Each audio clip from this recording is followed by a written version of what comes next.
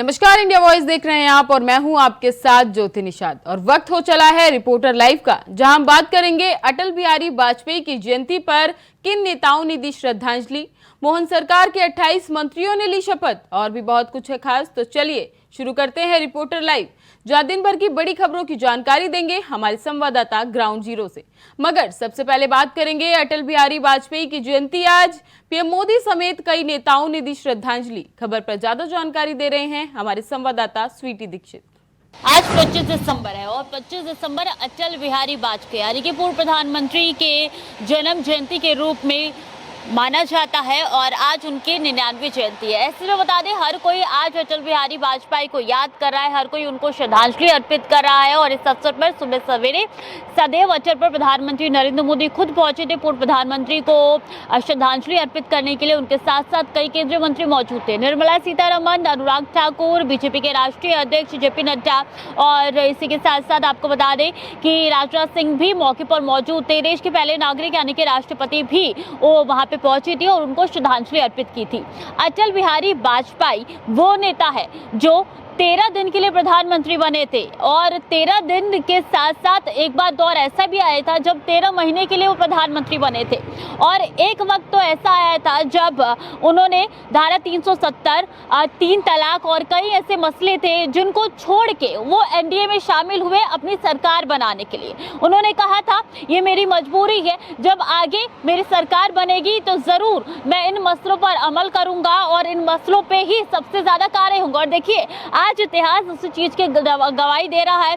धारा 370 हो, राम मंदिर निर्माण हो या फिर 3 तलाक का मसला हो, सबको अब सुलझा लिया गया है। और अटल बिहारी वाजपेयी का जो लक्ष्य था अब धीरे धीरे मौजूदा प्रधानमंत्री करते हुए नजर आ रहे हैं।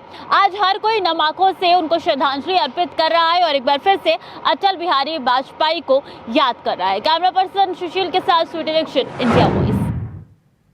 मध्य प्रदेश में मोहन सरकार के 28 मंत्रियों ने ली शपथ। खबर पर ज्यादा जानकारी दे रहे हैं हमारे संवाददाता आदित्य। मध्य प्रदेश के विधानसभा चुनाव में बीजेपी ने जीत हासिल की और मोहन यादव का नाम सीएम के तौर पर रखा गया और मोहन यादव को प्रदेश का सीएम बनाया गया, प्रदेश की कमान सौंपी गई। उसके साथ ही रविवार को मोहन यादव और जेपी नड्डा की मुलाकात हुई और रविवार को ही जो कैबिनेट मंत्री होंगे, कैबिनेट के विस्तार का फैसला सामने आया और आज कैबिनेट मंत्रियों की लिस्ट की सूची जारी की गई और जितने भी मंत्री हैं वो अब शपथ ग्रहण समारोह में शामिल हुए। आइए आपको ब्यौरा देते हैं कि कितने मंत्री किस विभाग से। जहां तक मंत्रियों की बात करें तो कैबिनेट मंत्री और राज्य मंत्रियों की लिस्ट सामने आई है, जिसमें कुल 18 कैबिनेट मंत्री और 6 राज्य मंत्री स्वतंत्र प्रभार और साथ ही 4 राज्य मंत्री बनाए जाएंगे और साथ ही 4 राज्य मंत्री बनाए गए। तो वहीं आपको बता दें, प्रदेश के पूर्व सीएम शिवराज सिंह चौहान ने भी कैबिनेट विस्तार को लेकर अपनी प्रतिक्रिया दी और सभी नए मंत्रियों को शुभकामनाएं दी और कहा है कि पीएम मोदी के साथ ही पूरे देश के साथ मध्य प्रदेश का भी विकास होगा और विकास के पथ पर बीजेपी मध्य प्रदेश को आगे लेकर जाएगी। अब देखने वाली बात ये रहेगी कि इन नए 28 मंत्रियों का जो कैबिनेट में चयन हुआ है, जिन्होंने शपथ ली है, अब आगे किस मंत्री को कौन सा विभाग मिलेगा और कौन से मंत्री किस विभाग के लिए किस तरह से काम करेंगे और प्रदेश को कैसे विकास के पथ पर आगे की ओर ले जाया जाएगा, ये तमाम चीज़ें देखने वाली रहेंगी। तमाम अपडेट्स के लिए देखते रहें इंडिया वॉइस। मैं आदित्य सिंह, कैमरामैन सुशील बहल के साथ, दिल्ली।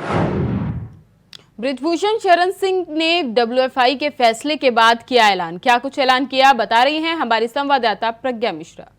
भारतीय कुश्ती संघ के पूर्व अध्यक्ष और बीजेपी सांसद बृजभूषण शरण सिंह को लेकर लगातार खबरें आ रही हैं। आपको बता दें कि रविवार को खेल मंत्रालय द्वारा डब्ल्यूएफआई के सस्पेंड किए जाने के बाद ये बताया जा रहा था कि बृजभूषण शरण सिंह ने बीजेपी अध्यक्ष जेपी नड्डा से मुलाकात की। इस मुलाकात के दौरान दोनों नेताओं के बीच क्या बातचीत हुई ये तो सामने नहीं आया, लेकिन उसके बाद से बृजभूषण शरण सिंह ने बहुत बड़े ऐलान कर दिए। उन्होंने कहा कि अब वो कुश्ती की राजनीति राजनीति से संन्यास ले रहे हैं। इसके साथ ही उन्होंने ये भी कहा कि अब वो कुश्ती संघ का चुनाव कभी नहीं लड़ेंगे। वहीं अब कहा जा रहा है कि बीजेपी सांसद केंद्रीय गृह मंत्री अमित शाह से भी मुलाकात करेंगे। इस बाबत जब बृजभूषण शरण सिंह से सवाल किया गया तो उन्होंने बताया कि अभी तक ऐसा कोई कार्यक्रम नहीं हुआ है, लेकिन वो अमित शाह से जरूर मिलेंगे क्योंकि अमित शाह उनके पार्टी के नेता हैं, तो मैं उनसे मुलाकात जरूर करूंगा, लेकिन इस दौरान कुश्ती को लेकर कोई बातचीत नहीं होगी। वहीं खेल मंत्रालय के फैसले को लेकर उन्होंने कहा कि मेरा उससे कोई लेना देना नहीं है, मैं कुश्ती की राजनीति से संन्यास ले चुका हूं। इसके साथ ही खेल मंत्रालय के फैसले को दिल्ली हाईकोर्ट में चुनौती देने वाले सवाल पर भी उन्होंने कहा कि ये फैसला संजय सिंह को लेना है, मेरा इससे कोई लेना देना नहीं है। संजय सिंह अलग हैं और मैं अलग हूं, वो क्या करेंगे इसका जवाब मैं कैसे दे सकता हूं। इसके साथ ही उन्होंने फिर से ये बात दोहराई कि वो केंद्रीय गृह मंत्री अमित शाह से मुलाकात करेंगे, लेकिन इस दौरान कुश्ती को लेकर कोई बातचीत नहीं होगी। आपको बता दें कि कल खेल मंत्रालय द्वारा WFI को सस्पेंड कर दिया गया था, जिसके साथ ही अध्यक्ष को भी सस्पेंड कर दिया गया। उसके बाद से ही बृजभूषण शरण सिंह का नाम लगातार सामने आ रहा था। बताया जा रहा है कि बृजभूषण शरण सिंह अब गृह मंत्री अमित शाह से भी मुलाकात करेंगे। कैमरा पर्सन सुशील बहल के साथ मैं प्रज्ञा मिश्रा, इंडिया वॉइस। राजौरी के पुंछ में हुए आतंकी हमले पर सेना प्रमुख जनरल मनोज पांडे ने लिया जायजा। खबर पर ज्यादा जानकारी दे रहे हैं हमारे संवाददाता शिवम दुबे।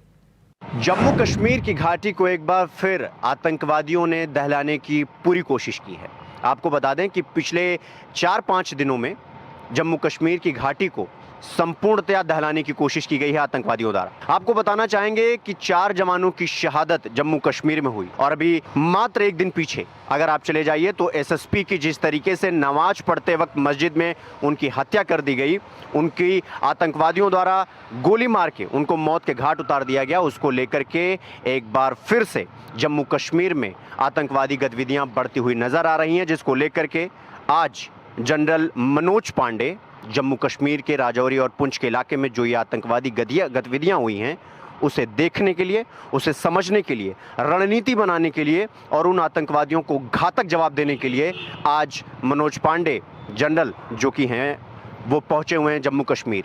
आज वहां जाएंगे, आज वहां पे बातचीत होगी कि इन आतंकवादी गतिविधियों को कैसे रोका जाए, क्योंकि अचानक से जम्मू कश्मीर की घाटी में इस तरीके से ये जो आतंकवादी गतिविधियां हो रही हैं, ये कहीं ना कहीं जम्मू कश्मीर के लोगों की सुरक्षा को लेकर के सवालिया निशान खड़ा करता है।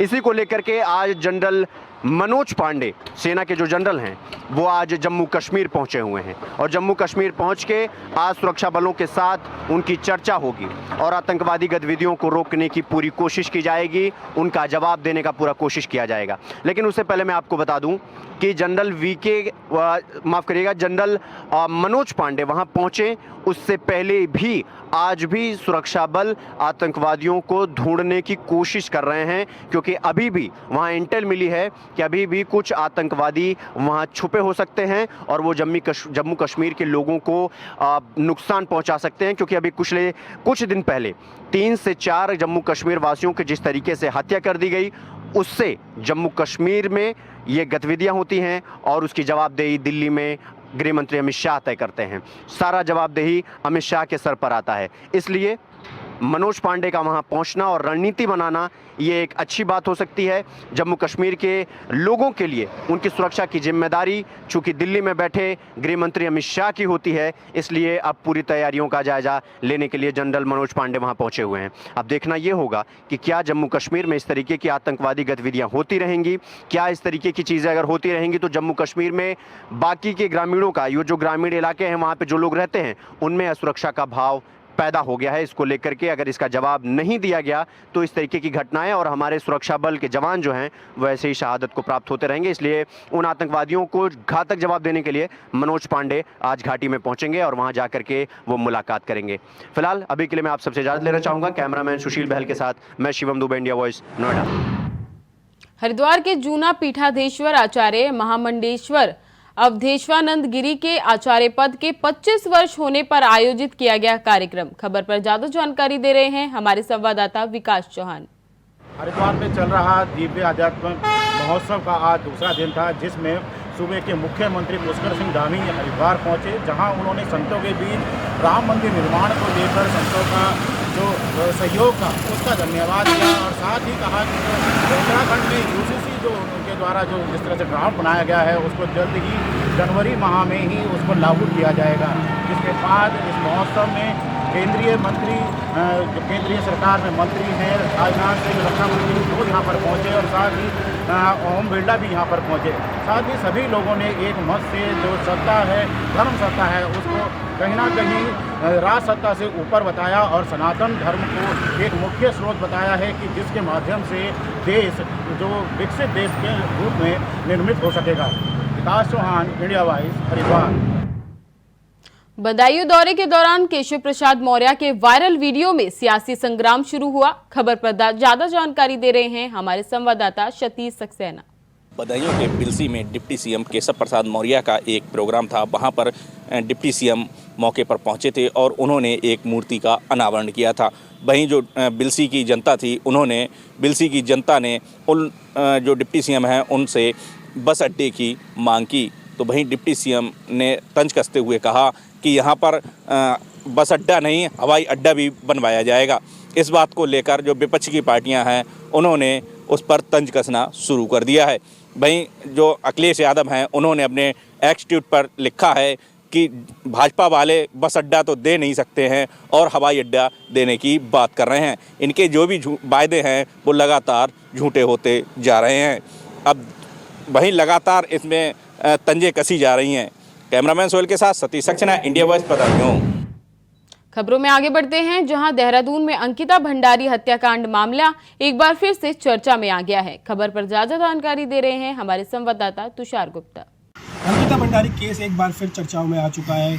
हाई कोर्ट में बीते दिनों जो दीपक है, जो बुलडोजर चालक था, उसका बयान लिया गया और बयान में उसने जो भाजपा विधायक रितु बिष्ट और साथ साथ जो तत्कालीन एसडीएम थे उनके कहने पर उसने वंतरा रिजॉर्ट पे जो बुलडोज़र चलाया था, वंतरा रिजॉर्ट पे बुलडोज़र चलने की जो राजनीतिक चर्चाएं चल रही थी कि उसमें सबूत मिटाने का जो कार्य किया है सरकार ने और प्रशासन ने, वो गलत है। ये बार बार जो कहा जा सकता है कि जो विपक्ष दल है वो बार बार आवाज़ उठा रहा था और उसको लेकर आज जो प्रदेश कांग्रेस कमेटी के प्रदेश अध्यक्ष है करण बेहरा, उन्होंने एक प्रेस वार्ता आयोजन की और उन्होंने कई गंभीर आरोप राज्य सरकार पर लगाए। इस दौरान उन्होंने जो ट्वीट उस वक्त सीएम धामी और साथ साथ अभिनव कुमार की आईडी से हुए ट्विटर पे, उनको भी साझा किया। उसमें लिखा हुआ था कि ये मुख्यमंत्री पुष्कर सिंह धामी के आदेश में हुआ है, जिसके बाद ये मामला अब फिर एक बार उठने लगा है। उन्होंने मांग की है कि सीएम धामी अपना इस्तीफा दे और साथ साथ उन्होंने ये भी मांग की है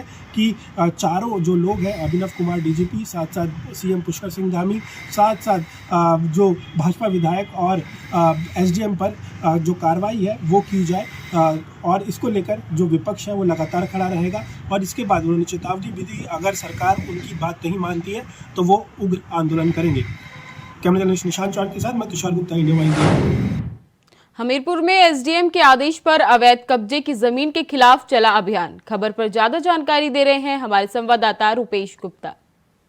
हमीरपुर में एसडीएम के आदेश पर जो अवैध कब्जे किए हुए थे उनके खिलाफ चला अभियान में आपको बता दूं वार्ड नंबर 1 का है। ये मोदाहा कस्बे का मामला है, जहां पर अवैध तरीके से मकान पर कब्जा किए हुए थे और जैसे ही एसडीएम का आदेश होता है और वहां पर जो कब्जा किए हुए थे उनका तुरंत वहां पर बुलडोजर पहुंचता और जो कब्जाधारी थे वहां पर जो मकान बनाए हुए थे अवैध तरीके से सरकारी ज़मीन पर, तो वहां पर तुरंत बुलडोजर चलता है और उस मकान को ध्वस्त किया जाता है। और उनको नोटिस भी पहले भी दे चुके थे, लेकिन इसके बावजूद उन्होंने मकान नहीं खाली किया था। जब एसडीएम की टीम पहुंचती है और भारी पुलिस बल पहुंचता है तो वहाँ पर जो मकान अवैध तरीके सरकारी ज़मीन पर बनाए हुए थे उसको गिरा दिया जाता है और इसके बाद उनके खिलाफ जो आगे की कार्रवाई है वो एसडीएम सुनिश्चित करेंगे। किस तरह कार्रवाई करनी है, इंडिया वाइज से रुपेश गुप्ता, हमीरपुर। मथुरा में ठाकुर बाकी बिहारी मंदिर में दर्शन के लिए उमड़ी भीड़, उसी दौरान 2 महिलाओं की हुई मौत। क्या है पूरा मामला, बता रहे हैं हमारे संवाददाता मोहम्मद फारूक। रविवार को वृंदावन में ठाकुर बांके बिहारी मंदिर पर लाखों की भीड़ उमड़ी। श्रद्धालु लाखों की संख्या में वहां आए, उन्होंने दर्शन किए। इसी दौरान एक हादसा होता है। 2 वृद्ध महिलाओं की अलग अलग स्थानों पर मौत हो जाती है और लोगों का कहना है कि ये जो है मौत भीड़ के दबाव से हुई है, लेकिन पुलिस का कहना है कि मौत जो है भीड़ के दबाव से नहीं हुई है। एसएसपी शैलेश कुमार पांडे ने साफ तौर पर कहा है कि ये भीड़ का दबाव से इनकी मौत नहीं हुई है। ये 60 वर्ष से अधिक की इनकी उम्र थी जिन महिलाओं की मौत हुई है, और वो बीमार थीं और वो अपने परिजनों के साथ में थीं, लेकिन उनकी मौत जो है भीड़ के दबाव से नहीं, अलग अलग स्थानों पर उनकी मौत हुई है। एसएसपी शैलेश कुमार पांडे और जिला प्रशासन साफ तौर पे कह रहे हैं और अपील कर रहे हैं श्रद्धालुओं से कि श्रद्धालु आएँ, उनका स्वागत है, लेकिन बीमार और बुजुर्ग लोग यहाँ पर नहीं आए, बच्चों को नहीं लेकर आए। 25 दिसंबर से लेकर 5 जनवरी तक भीड़ का दबाव रहेगा, इसलिए जिला प्रशासन ने जो है अपनी कमर कस ली है और भीड़ को देखते हुए उन्होंने अपील भी लगातार वो कर रहे हैं। इंडिया वॉइस के लिए मैं मोहम्मद फारूक मथुरा। रायबरेली में धर्म परिवर्तन कराए जाने का मामला सामने आया है। खबर पर ज्यादा जानकारी दे रहे हैं हमारे संवाददाता राजू तिवारी। उत्तर प्रदेश में धर्म परिवर्तन पर नकेल कसने के लिए भले ही मुख्यमंत्री योगी आदित्यनाथ के द्वारा जिम्मेदारों को दिशा निर्देश जारी करते हुए कहा गया है कि कहीं पर भोले भाले लोगों को लालच देकर धर्म परिवर्तन न कराया जाए। अगर कहीं पे ऐसा कार्य हो रहा है तो तत्काल उस पर त्वरित कार्यवाही करें और ऐसे लोगों पर सख्त कार्यवाही करने के उनके द्वारा निर्देश दिए गए हैं।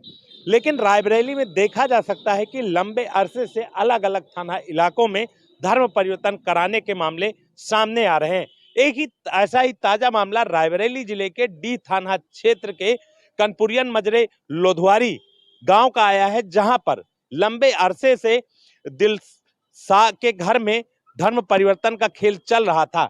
स्थानीय लोगों ने जब पूरे मामले की शिकायत बजरंग दल के कार्यकर्ताओं से की तो बजरंग दल के कार्यकर्ताओं ने गांव में पहुंचकर ऐसे लोगों को धर दबोचा और वहां पर ऊहापोह की स्थिति मच गई। जब ऐसी स्थिति मची तो स्थानीय लोगों ने पूरे मामले की शिकायत स्थानीय पुलिस से की। घटना स्थल पर पहुंची पुलिस ने जब पूरे मामले की पड़ताल की तो दिलासा के घर में बाइबिल ग्रंथ और ऐसे कई सामान मिले जो ईसाई मिशनरियों में ऐसे काम में प्रयोग किए जाते थे।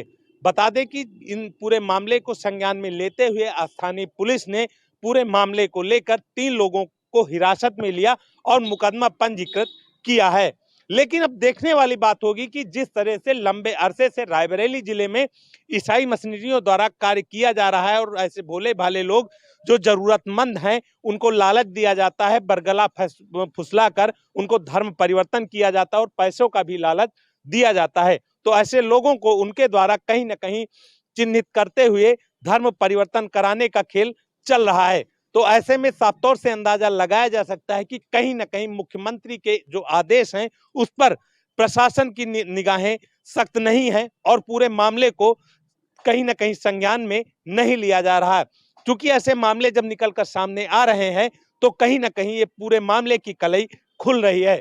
बता दें कि रायबरेली जिले के डी थाना इलाके के कनपुरियन मजरे लोधवारी गांव में जब ये मामला सामने आया, इसके बाद जो स्थानीय प्रशासन है उसके हाथ पांव भी फूलने लगे और कहीं न कहीं बजरंग दल के कार्यकर्ताओं में और स्थानीय लोगों में खासा रोष भी देखने को मिला है। बता दें कि जिस तरह से स्थानीय प्रशासन ने तत्काल पूरे मामले को गंभीरता से लेकर दिलासा उसके पति और बेटे को हिरासत में लेकर उनके खिलाफ एफआईआर दर्ज करके अग्रिम विधिक कार्यवाही शुरू कर दी है, वहीं अब सवाल ये खड़े हो रहे हैं कि इस पूरे मामले को लेकर तार कहां से हैं और कहां तक पहुंचे हुए हैं।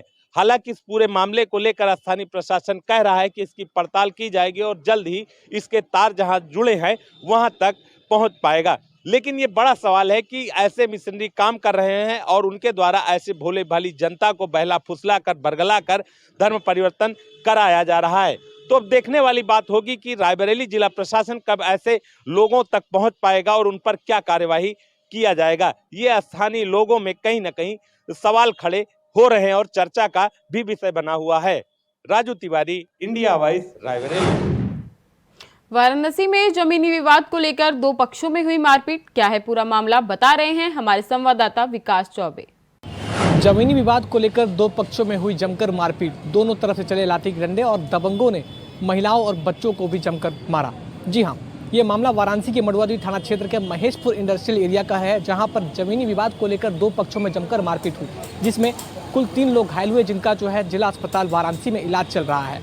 क्योंकि पूरा मामला जो है ज़मीनी विवाद से जुड़ा हुआ है, इसको लेकर वाराणसी की पुलिस ने मुकदमा दर्ज कर दिया है और जो भी इसमें अभियुक्त, जो भी दोषी है, उनके ऊपर जांच की भी बात सामने आ रही है। लेकिन ये पूरा मामला जो है ज़मीनी विवाद को लेकर गहरा गया है और एक तरफ जहां पीड़ित पक्ष आरोप लगा रहा है कि उनकी पुलिस नहीं सुन रही, एक तरफ से मारपीट लगातार उनके साथ की जा रही है और उसके बाद भी उनको धमकी दी जा रही है। तो पूरा मामला जो है ज़मीनी विवाद का देखना होगा कि इसमें क्या कुछ चीज़ निकल कर सामने आते हैं। लेकिन ये तो तय है कि दोनों तरफ से जो है आरोप प्रत्यारोप का दौर जारी है। एक तरफ जहाँ पीड़ित पक्ष है जिसका इलाज चल रहा है अस्पताल में, वहीं उन्होंने आरोप लगाया है कि जो प्रतिवादी पक्ष है जिन्होंने उनके साथ मारपीट की है, वो लगातार अब भी उनको धमकियाँ दे रहा है और ऐसे में वाराणसी की पुलिस जो है मुकदमा दर्ज करने की धाराओं को, उनके ऊपर धाराएं जो है ज़्यादा प्रभावी नहीं लगा रही है और वहीं दूसरी तरफ जो है पीड़ित पक्ष का कहना है कि उनके ऊपर गंभीर धारा में मुकदमा दर्ज किया गया है। तो देखना होगा कि मामला कहां पर आकर विराम लेता है। लेकिन वाराणसी से विकास चौबे, इंडिया वॉइस। संभल में हिंदूवादी नेता को जान से मार देने का धमकी पत्र मिला। खबर पर ज्यादा जानकारी दे रहे हैं हमारे संवाददाता सतीश सिंह। हिंदूवादी नेता के लिए एक पत्र भेजकर जान से मारने की धमकी दी गई है। हम आपको बताते चलें कि दिल्ली में एक युवक रहता है जो नेता है हिंदूवादी का, उसने मदरसों पे और कई ऐसे मामलों पर संज्ञान लेते हुए मुकदमा दर्ज कराया गया है। तो वहाँ की संस्था ने एक उर्दू में और एक हिंदी में पत्र भेजकर डाक द्वारा बबराला को भेजा गया, उसके परिवार को भेजा गया है। परिवार में जब पत्र पहुँचता है, पहुँचने के बाद में जब पत्र खोलते हैं तो उन्होंने देखते हैं कि उसे जान से मारने की धमकी दी गई है। उसमें लिखा गया है कि आपका जो भाई है, भतीजा है, वो दिल्ली में रहता है, जो मदरसों के खिलाफ अंतर कहीं संस्था के खिलाफ में मुकदमा कराता रहता है, उसे समझा दीजिए, नहीं तो उसके टुकड़े करके किसी नाले में गिर दिए जाएंगे। देहरादून में सीएम धामी ने भू कानूनों के लिए बनी उच्च स्तरीय कमेटी को ही मूल निवास के मानकों के अनुरूप कार्य करने के निर्देश दिए। खबर पर ज्यादा जानकारी दे रहे हैं हमारे संवाददाता अभय कैंतुरा। मुख्यमंत्री पुष्कर सिंह धामी को यूं ही धाकड़ धामी नहीं कहते हैं। मुख्यमंत्री पुष्कर सिंह धामी ने जन भावनाओं के मुद्दों को समझते हुए शासन की जो कमेटी थी जिसको भू कानून का ड्राफ्ट बनाने के लिए कहा गया था, उनको ही मूल निवास के लिए एक निर्णय लेने के लिए कहा गया। वो मूल निवास पर भी काम करेंगे और जल्द ही सरकार को ड्राफ्ट देने का काम करेंगे कि मूल निवास और भू कानून पर किस प्रकार से काम किया जा सकता है। जनता की जो राय है उस राय के अनुरूप कैसे इस कानून को बेहतर यहाँ पर बनाया जा सकता है।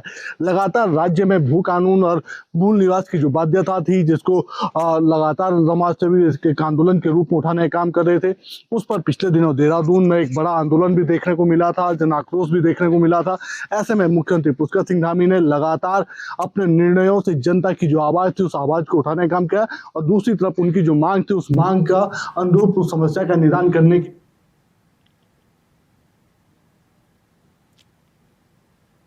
उत्तराखंड में विभिन्न पर्यटन स्थलों पर आने वाले समय में जुटेगी भीड़। खबर पर ज्यादा जानकारी दे रहे हैं हमारे संवाददाता अभय कैंतुरा। उत्तराखंड के विभिन्न पर्यटक स्थलों पर आने वाले दिनों में जो भीड़ जुटेगी, उस भीड़ को नियंत्रित करने का काम पुलिस विभाग की तरफ से किया जा रहा है।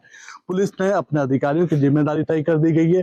ट्रैफिक का जो प्लान है उस प्लान को जारी कर दिया गया और अधिकारियों को मित्र पुलिस के रूप में काम करने के लिए कहा गया, यानी ट्रैफिक से भी निजात मिल सके, साथ ही सैलानियों की अगर कोई समस्या होती है तो उसका निदान भी यहाँ पर हो सके। पुलिस के अधिकारियों की जिम्मेदारी तय कर दी गई है, यानी जो व्यवहार होगा उस व्यवहार को सैलानियों के अनुरूप रखना पड़ेगा ताकि उत्तराखंड की जो छवि है वो छवि बेहतर राज्य और पर्यटक राज्य के रूप में सैलानियों के मन में बस सके और उत्तराखंड का पर्यटन उद्योग ज्यादा से ज्यादा आगे बढ़ सके। कोशिश यही है सरकार की और प्रशासन की कि जो सैलानी यहाँ पर आ रहे हैं वो सैलानी खुश होकर यहाँ से जाए, यहाँ की जो आर्थिकी है उस आर्थिकी में अपना इजाफा करके बढ़ोतरी करके राज्य को बड़ी सौगात देने का काम करें। पुलिस की जिम्मेदारी तय हो चुकी है, अब देखना यह होगा कि किस प्रकार से इस जिम्मेदारी का निर्वहन उत्तराखंड पुलिस के जवान कर पाते हैं। कैमरामैन हसनी के साथ अभय कैंतुरा, इंडिया वॉइस, देहरादून। खबरों में आगे बढ़ते हैं, जहां कोरबा में सुबह सुबह छाया घना कोहरा। खबर पर ज्यादा जानकारी दे रहे हैं हमारे संवाददाता सुहेल किदवई। ठंड के दस्तक देने के बाद कोरबा में पहली बार जब सुबह लोग उठे तो उनका सामना घने कोहरे से हुआ। कोरबा के लिए इसीलिए भी ये आश्चर्य की बात है कि पिछले 10 सालों से कोरबा में कोहरा कभी नहीं देखा गया। आलम यह था कि विजिबिलिटी मात्र 5 फीट ही रह गई थी। लोगों का मानना है कि ऐसा पर्यावरण के कारण हुआ और ये भी माना जा रहा है कि अरब सागर से चली हवाएं, खास करके जब गर्म और ठंडी हवाएं मिलती हैं तो वो बादल का निर्माण करती हैं और हवा में नमी। आगरा में क्रिसमस डे के अवसर पर होटल कोर्टयार्ड बाय मेरिट और होटल काशीराज में क्रिसमस डे पर सेलिब्रेशन किया गया। खबर पर ज्यादा जानकारी दे रहे हैं हमारे संवाददाता आमिर कादरी। राजधानी आगरा में 25 दिसंबर को क्रिसमस डे मनाया जा रहा है, जिसमें अलग अलग तरीके से होटल काशीराज में क्रिसमस ट्री बनाया गया है। साथ ही सेंटा क्लॉज को एक स्पेशल चेयर पर बिठाला गया है। साथ ही हम बात करें तो होटल कोर्टयार्ड बाय मैरियट की, वहां पर भी एक स्पेशल क्रिसमस ट्री बनाया गया है, जहां पर भारतीय और विदेशी पर्यटक जमकर उनकी सेल्फी ले रहे हैं, फोटो ले रहे हैं और वीडियो शेयर कर रहे हैं, जिसको लेकर सोशल मीडिया पर जमकर ये वीडियो वायरल हो रहे हैं। साथ ही क्रिसमस डे पर मौके पर एक क्रिसमस की ड्रेस पहने सेंटा क्लॉज को भी बनाया गया है, जो कि आने वाले पर्यटकों के साथ में बच्चों को चॉकलेट बांट कर क्रिसमस डे का सेलिब्रेशन कर रहे हैं। आगरा के काशीराज होटल और आगरा के कोर्टयार्ड बाय मैरियट होटल के अंदर क्रिसमस डे पर स्पेशल तरीके से क्रिसमस डे का सेलिब्रेशन किया गया है, जहां पर खूबसूरत तरीके से क्रिसमस ट्री और सेंटा क्लॉज को बनाया गया है, जिसको लेकर भारतीय और विदेशी पर्यटकों में काफी चर्चा है। वो जमकर सेल्फी ले रहे हैं, फोटो वीडियो भी शेयर कर रहे हैं। आगरा से आमिर कादरी, इंडिया वॉइस। जालौन में घने कोहरे की वजह से एक्सप्रेसवे पर 1 दर्जन गाड़ियां आपस में टकराईं। खबर पर ज्यादा जानकारी दे रहे हैं हमारे संवाददाता विष्णु पांडे।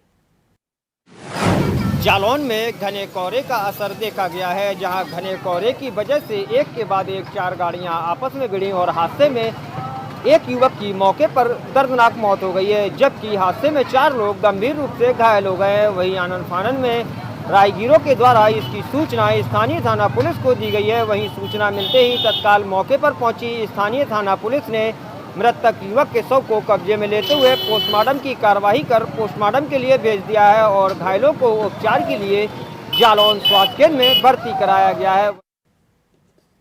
फिलहाल रिपोर्टर लाइव में बस इतना ही। तमाम खबरों के लिए बने रहें इंडिया वॉइस पर। तब तक के लिए नमस्कार।